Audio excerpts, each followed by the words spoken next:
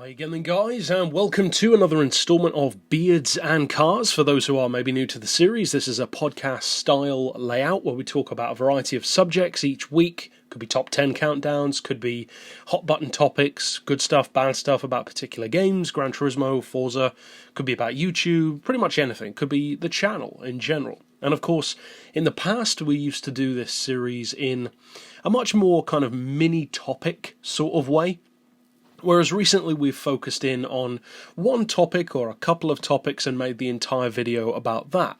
This week I decided to go back and do a little bit more of an old school episode where we've got a couple of smaller topics that were suggested, plus a bit of regular camera action at the end, just to do a quick update on a couple of things that people have asked about. Now, of course, previously in this series, I've talked about stuff like the collection of model cars that I had. I used to do unboxings. I kind of stopped once I got around 20, I think it was. I didn't really bother after that. And of course, the gaming setup of pretty much any person on YouTube who makes gaming videos is always a question that gets asked. Again, I have touched on that before, but for those who maybe haven't seen those videos, I'll just do a quick update on that as well at the end of the video. And as always, of course, as I posted on screen just now, you can look down below in the description to see all the topics and time codes within this video if you want to jump around. But as far as the individual topics to discuss in this installment, there were a couple of community suggested ones, and they are smaller questions, but ones which are still definitely worth talking about. Now, the first one was about Gran Turismo Sport. Not too surprisingly, that's of course the meat of the viewership on this channel, and it was about endurance racing, and more specifically endurance management. What kind of methods do I use? What kind of approach do I take to my endurance races? Now, of course, endurance races will change dramatically based on the kind of car and the kind of track that you're driving on. So I would say that there's no one method that will work everywhere, under all circumstances. And that's kind of the biggest and most important piece of advice that I could give, and that is endurance is about adapting on the fly. In real life, in a game, you have to adapt to difficulties and changes in the race. Of course, in the real world, you have to adapt to stuff like crashes and breakdowns, whereas in the game, that doesn't really apply. In the game, it's more tyre management and fuel usage. And of course, in Gran Turismo Sport, you can change the leanness or the richness of the fuel to change the number of laps, but also potentially reduce the amount of performance that the car can have. And that was really the thrust of the question. What kind of fuel usage, what kind of tyre management do I use for my endurance racing? Because, as I've said before, I really enjoy endurance racing, especially on longer tracks like Le Mans or the Nordschleife. Well, for me personally, I tend to use kind of a two-stage method, but again, it depends on the track and the car. But as an example, in the driving mission on Blue Moon Bay, where it's Group 3 cars only, and it's something like a 15 or 20 minute race, for that event, for instance, what I would generally do is I leave the fuel management in the dead centre. So it's not too rich, not too lean. You've got kind of a 50-50, decent performance, decent fuel economy, but not the best of either. Then what I do is maximise the slipstream use of all of the other cars in the pack, up to the point where you're right up behind that lead Mustang. Now, then what I do is I pit in, I can't remember if it's the same lap as them, I think it might have been the lap before they do.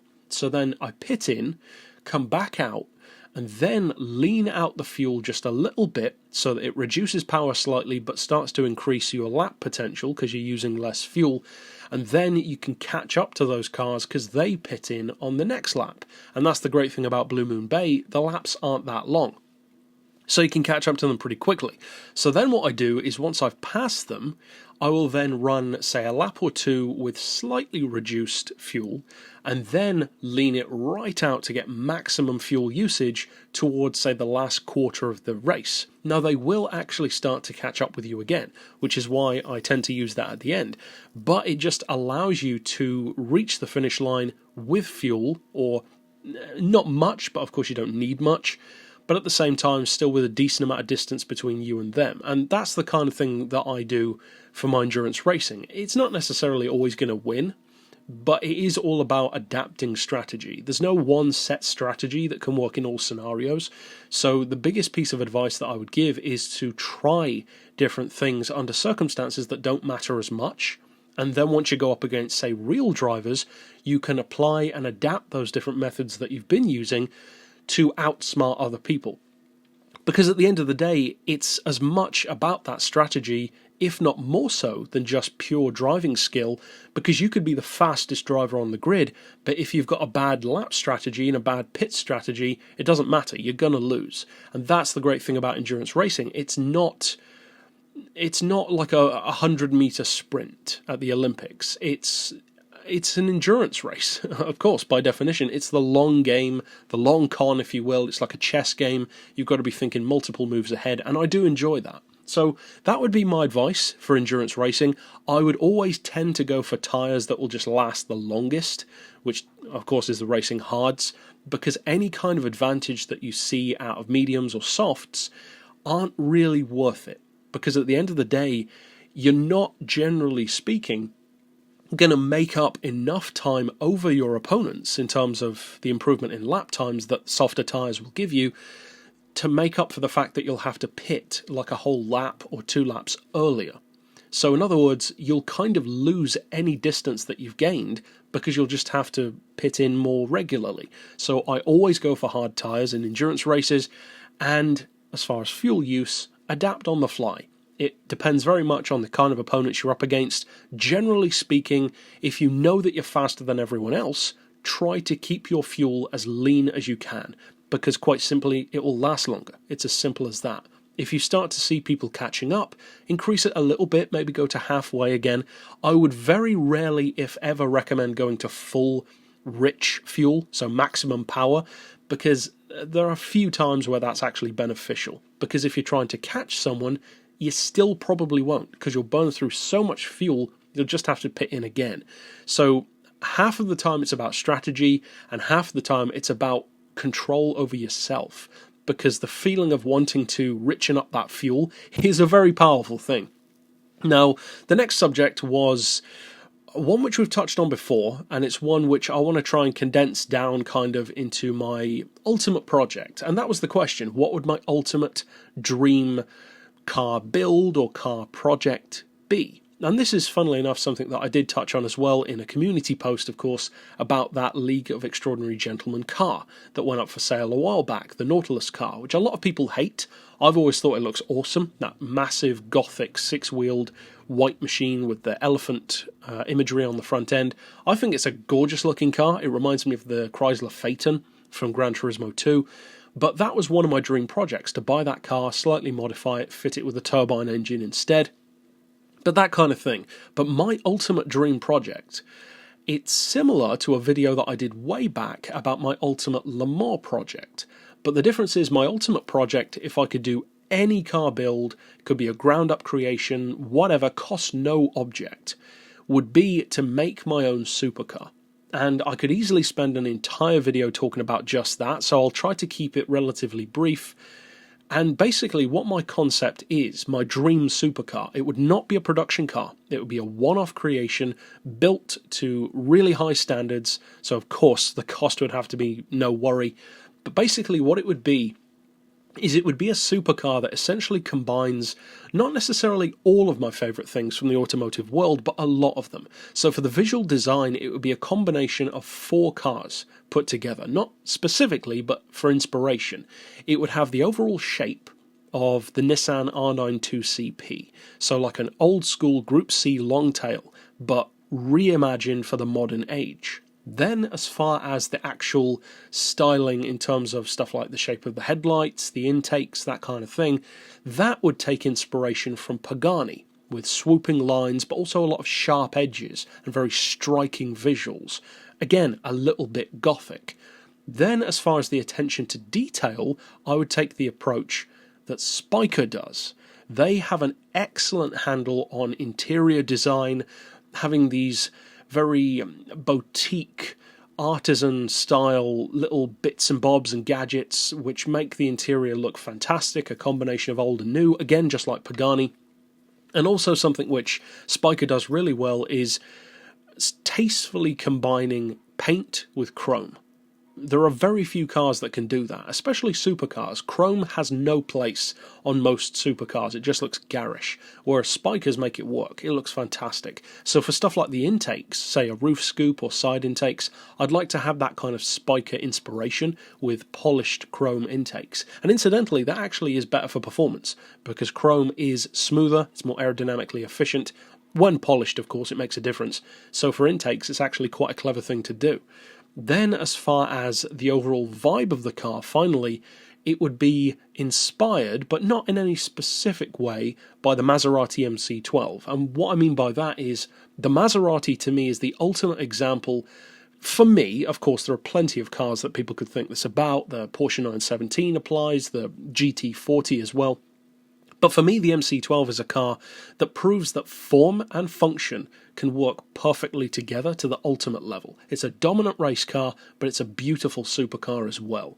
And that's the kind of vibe that I would want to go for with this one. Something that looks purposeful and efficient and competitive, but also just stunning, that you could discuss every detail about for hours, because that's the kind of effort and design and attention and quality put into it. So, as far as the mechanical side of things, well, no one who knows me or the channel will be surprised that it would have a gas turbine engine. Of course it would. But I would go much beyond that, because my ultimate dream for it would actually be to not only be the first, in effect, factory-produced, or at least in a conventional sense, like, you know what I mean, like a factory-built supercar, because technically it's not the first. The Jay Leno EcoJet was the first, I believe. But in more of a kind of could-be production, but isn't production sense, whereas his is like a full traditional custom, using bits from the Corvette, that kind of stuff. Whereas with mine, I'd want it to be just a complete ground-up creation. And not only would it be that, but it would also be the first gas turbine hybrid. Because what I would do is I would create a hybrid system in the car which combines electric power and a gas turbine. Because the beautiful thing that many people don't realise about those two propulsion types is that they actually cancel out each other's deficiencies perfectly. Because if you think about it, an electric motor works at its best at low speeds. It's got instant torque delivery, it's fantastic off the line, up to 100 miles per hour, there's very little that can keep up with a fast electric car. Even something that weighs over 2 tons, like a Tesla, or a heavy supercar like the Rimac, they are untouchably fast for their category. So they're excellent for that. But what's the disadvantage? Well, once you get above 150, they become very inefficient. They start burning through fuel, the batteries get hot, the batteries themselves are extremely heavy, so they have their disadvantages. What's the opposite with the gas turbine? Well, with a gas turbine, they work brilliantly at high speeds. At above 150, a turbine gets into its stride, and the faster you go, the more efficient it becomes, because you've got that airflow. Gas turbines are not designed for start-stop traffic. They're designed to be in helicopters that get up in the air and stay there. You're not designed to go faster and slower and turn corners and all that with a helicopter. It's just trying to keep the vehicle in the air. So at low speeds, they're very sluggish, they're very inefficient. My favourite vehicle in the world, the Y2K motorbike, you can burn through 9 gallons of diesel in that thing in 20 minutes in city traffic because it's so inefficient. So what I would do is I would combine the brilliance of both of those drive types into one completely independent but at the same time symbiotic hybrid. And it would be, I believe, the first road-going, fully independent all-wheel drive vehicle, because it would be all-wheel drive, but at the same time the axles would not be connected. There's no prop shaft connecting the front and the back. So they're completely independent but work together perfectly. And the front end would be electric powered, the rear axle gas turbine powered. 700 horsepower turbine, say a Honeywell or a Continental, Rolls-Royce perhaps, whatever. I don't particularly care as long as it's a gas turbine putting out about 700 horsepower. With a 700 horsepower turbine, you're looking at probably 850 to 900 pound-feet of torque, maybe a bit more. And with the electric motors on the front end, I would like to have 2 independent motors. I would contact Rimac and get them to build those for me, like the ones in the Concept 1.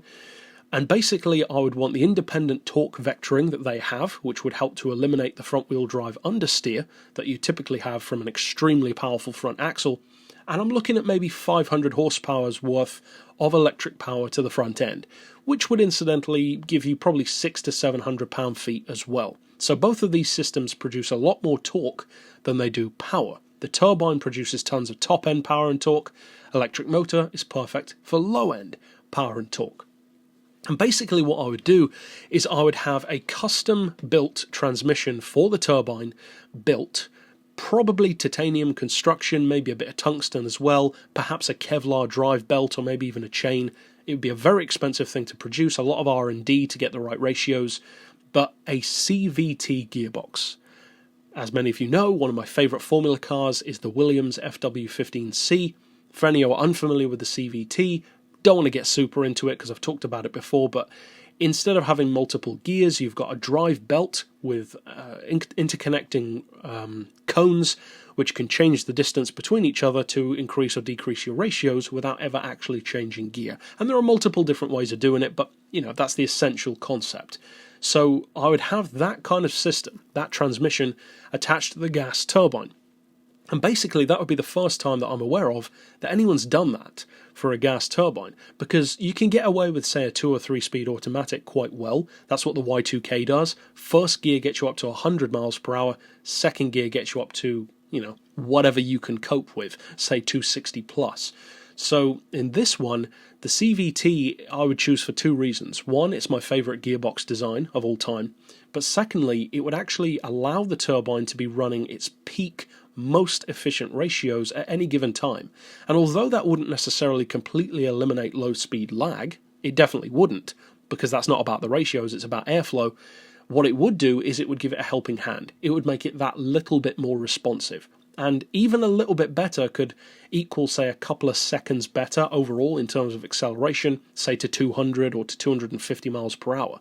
So basically the system would be connected with an ECU, independent all-wheel drive, and it would work differently under different circumstances. So the turbine's flywheel would be connected to a dynamo of sorts, an alternator, basically, and that would charge the small battery pack on the front end axle, because it doesn't need a big battery pack. That makes it excessively heavy. You've got the diesel running the turbine anyway, so it doesn't need a huge battery pack, say just enough to get you about 40 or 50 miles. So maybe, say, a 100 kilo pack. So what it does is the turbine can charge up the battery pack for the front axle's motors independently of the rear wheels. So you can disengage the turbine and just run it as a generator instead of an engine, in effect. So it's spinning, but it's not driving the wheels. Only the front axle is driving the car with electric power. So basically, off the line or around cities, the electric motor would do all the work. 500 horsepower going to the front end is more than enough. On the highway, you could run the turbine either as the main drive, because it's more efficient on the highway, or even better, just run it as a generator, which increases its fuel economy even more because the load is lesser. It's basically just running under its own weight, and that can charge up the electric motor. So the end result is you've kind of got the hypercar equivalent of the Fisker Karma, because that's what that car does. It's got the 2-litre GM engine, which never drives the wheels. It just charges the battery for the motor. And although it's not the most efficient way to do that, I don't care. It's not about efficiency, it's just about a system that I would like to make. So basically what would happen ultimately in a, say, performance mode is it would become fully symbiotic.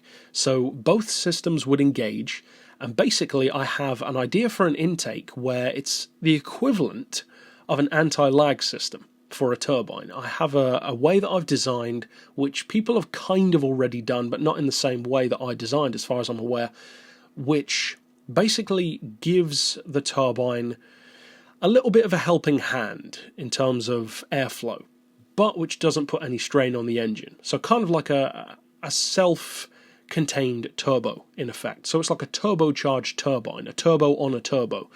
And basically, I've said basically quite a few times, but what that would do is it would get the turbine spooled up a little bit better, so maybe 10 to 20% more efficient, but the electric motor would still give you most of your launch off the line.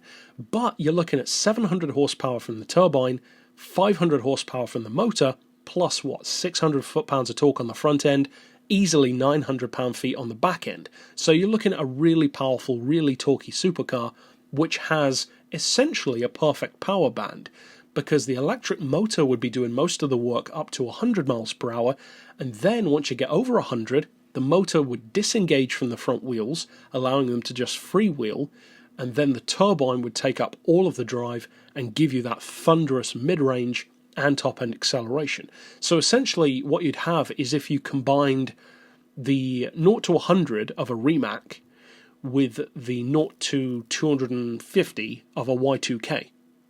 Put those two together, and that's essentially what you'd have. In effect, you know what I mean. It's not going to be exactly like that, of course, because a bike is so much lighter. But that's the essential concept. I'm not sure what the ultimate weight would be, because the motors themselves aren't heavy. They're actually very light. It's always the batteries that are heavy. Say a 100 kilo battery pack, if that, it could probably be less, especially given that it's Rimac developing it. The turbine itself, I'm not sure. I believe a turbine like that would probably weigh about 100 to 120 kilos, because turbines are actually quite light, especially for their size, and especially for their power output as well, kind of like a rotary engine. But ultimately, you're looking at a supercar which has the style of a supercar Group C for the modern age, and is powered by a 1200 horsepower hybrid setup with all-wheel drive and in excess of 1500 pound-feet of torque, with a CVT gearbox on the back end, linked up with the ECU to keep it in sync with the direct drive of the electric motors on the front end. So there'd be a huge amount of R&D to go into something like that, but ultimately that would be my dream supercar. And that kind of stuff I've touched on before, and it's probably not feasible. There's probably something that I haven't thought of, or, of course you're going to have development issues on the way. That's always the case with something that complex, but that would be my dream build. I have a number of others. I'd love to put a turbine into a Shelby Cobra, various other ones too, but that would be my dream one, my ultimate one. So of course, as always, slap down below what your dream project would be. And that's it for that subject. So what about the next one? Well, the next one, of course, was another suggested topic by the community, and it's a very good one. It's a completely different topic, but one which, it's an important topic, and it's one which is kind of strange and sad at the same time, and that is, why do certain game series or standalone games, in effect, die? Not big franchises like Gran Turismo or Forza or anything like that, but these smaller games which sometimes are actually really good. Maybe a one-off, maybe a series, but they have a cult following or a fan following of some kind, but for whatever reasons they just don't continue. So why does that happen?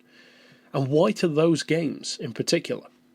And for those who are maybe not understanding what games I mean stuff like the Project Gotham franchise, the Test Drive Unlimited franchise, but even more so than that, stuff like Enthusia or the Lamar games, stuff like that. Well, unfortunately, the answer to such a potentially complex question is actually a very simple one, and that is finances. More often than not, the reason why those games don't get a sequel, for instance, is because the games didn't make enough money, or more often than not, that the backers couldn't afford to. I believe, was it Atari, who's behind Test Drive Unlimited, folded or something like that, and that's why there wasn't a Test Drive Unlimited 3. I believe a similar thing happened to Project Gotham, but I'm not sure. As I've mentioned before, I think, if I'm correct, I heard rumblings of Turn 10 of Forza fame buying the rights to Project Gotham. That might be true, but I'm not really sure why they would need to do that, given that they already have Horizon, which is close enough, but I would say even better. If you combine Project Gotham and Forza Horizon, you'd have a pretty much perfect game. Cars, bikes, and a massive open world. Essentially an updated version of Test Drive Unlimited. But stuff like Enthusia, it's sad when games that are so good, like that one, don't get sequels. But at the same time, it's understandable. It didn't do as well as Gran Turismo or Forza. And yeah, I would wager that Enthusia is the best Gran Turismo rival we've ever had. Because people always put Forza up against Gran Turismo, but not because it necessarily should be, but just because it seems like the closest thing. That's actually not true. They are not rivals. Gran Turismo is a sim.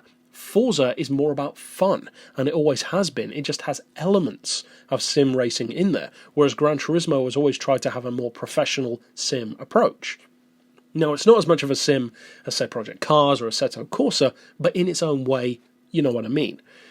With Enthusia, I would say, is easily the closest thing to Gran Turismo 4 that any other game has got.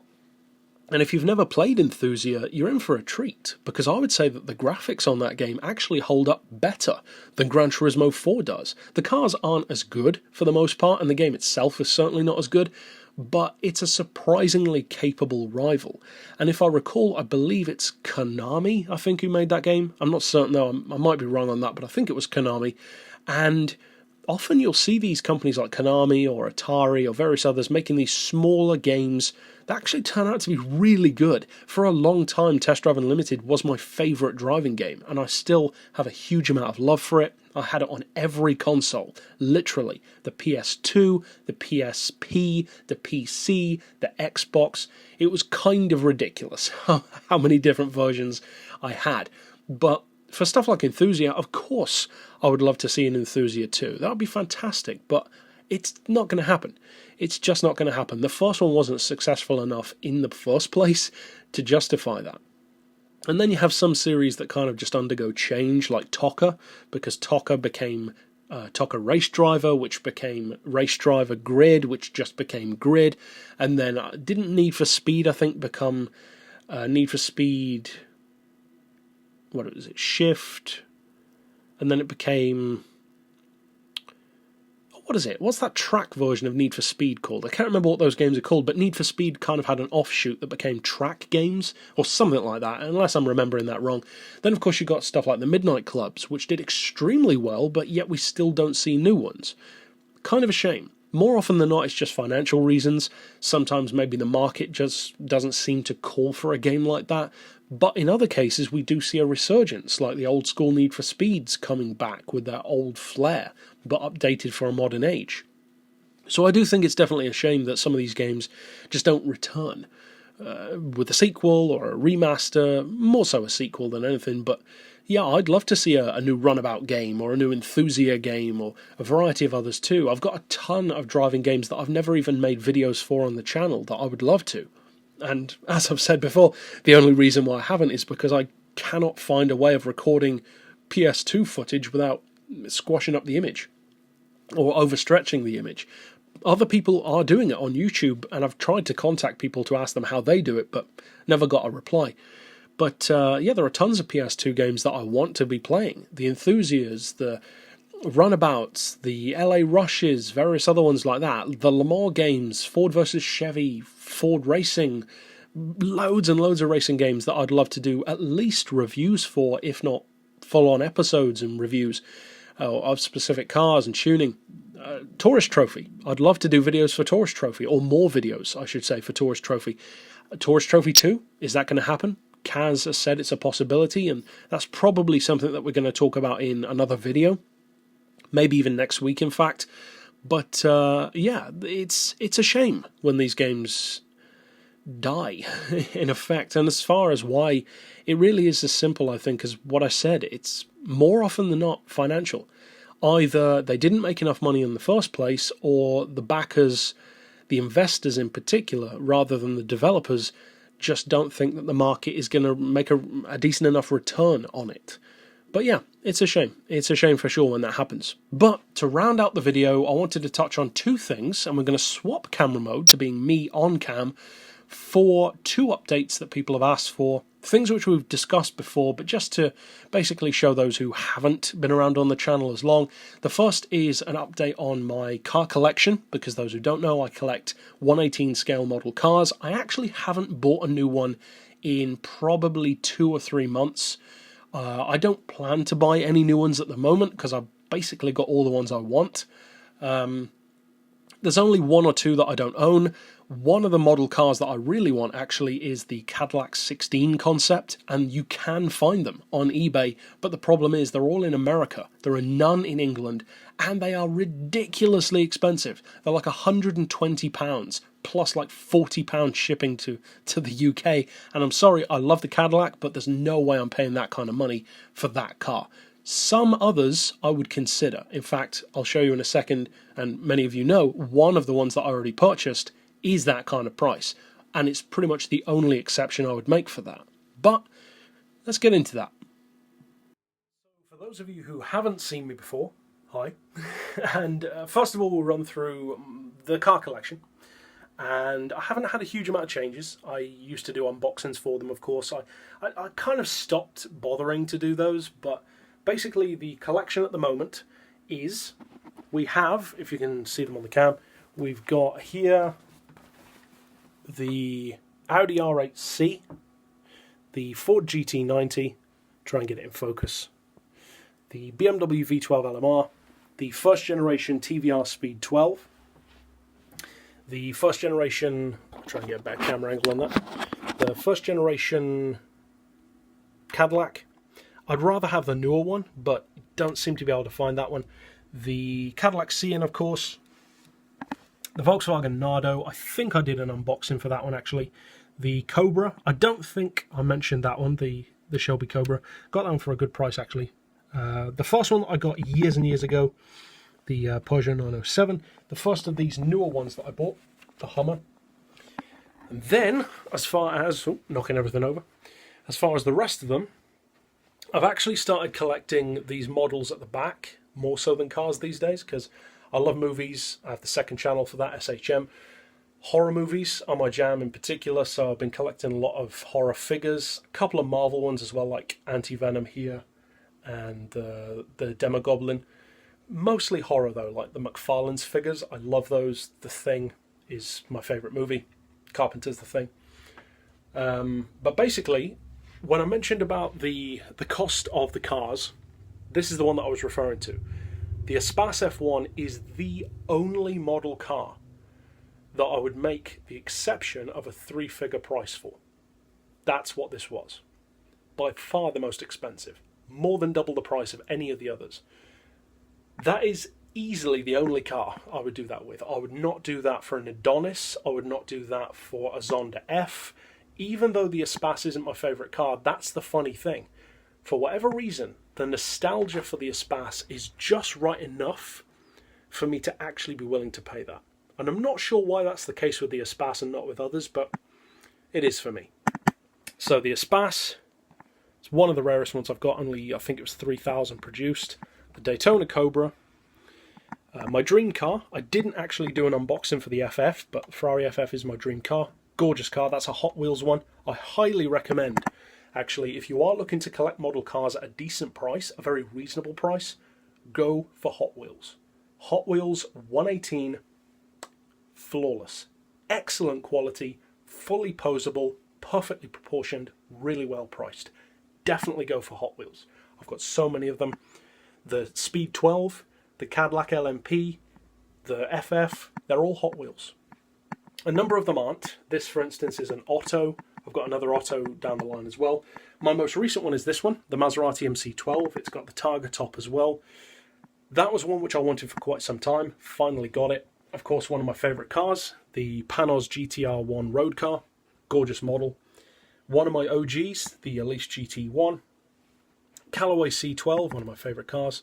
Porsche 962, of course. And moving along, we've got the Celine S7. Not an obvious choice, perhaps, the Cadillac XLR, but that's actually one of my favourite sports cars. This is the other Otto model, the Venturi 400. That is the rarest one that I've got. Only 1,500 of those were built, or made. And, of course, the Porsche RS Spider.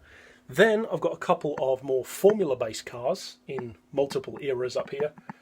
Jaguar, I can't recall if this is an R4 or an R5, but the Jaguar HSBC F1 car, probably still actually my favourite livery of any F1 car.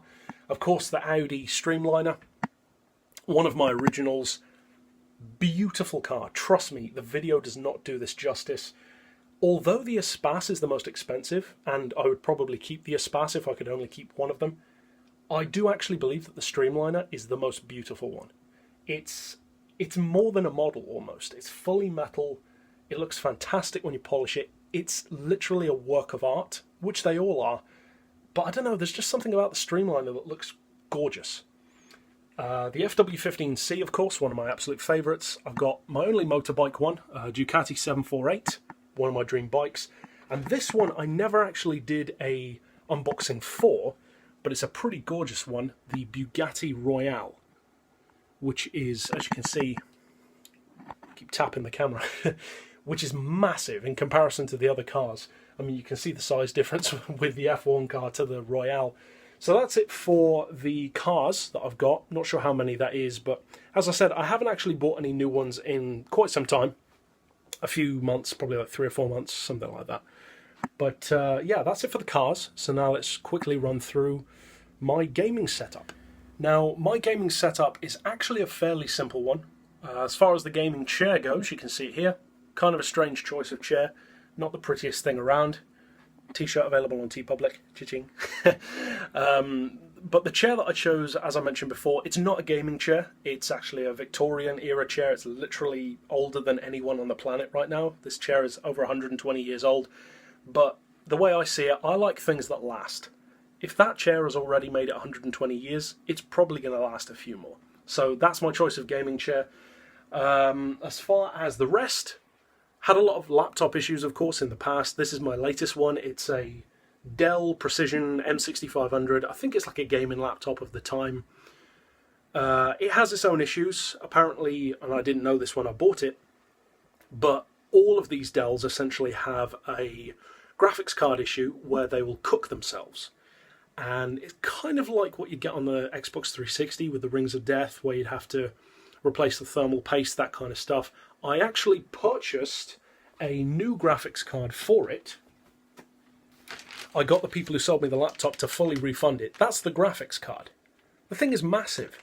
That cost 80 quid alone. I had to buy it from the States as well. They didn't have any in the UK. Still haven't fitted it, clearly. You can see that. I'm going to roll my sleeve back up. Important things. But the graphics card, I could fit it myself, but I don't really trust myself with stuff like that. I don't like rebuilding things. I'm good at smashing them, but not putting them back together. But yeah, basically the laptop cuts to black every so often, so you have to reboot it and then it's fine. It's annoying more than anything, but you know, apart from that, I'm happy with it. It's Windows 7, which is perfect, because forget Windows 10, I've had enough of that. But as far as the setup, we'll finally get to it eventually. As far as the game setup itself, we've got the main deal down here, of course, the PS4, which is, of course, the primary bulk of the channel.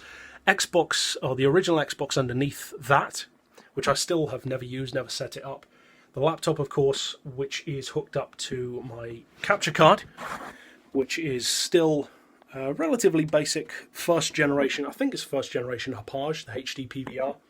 Does the job. It's a little bit glitchy every so often, but it's, what, 2 years old now, probably.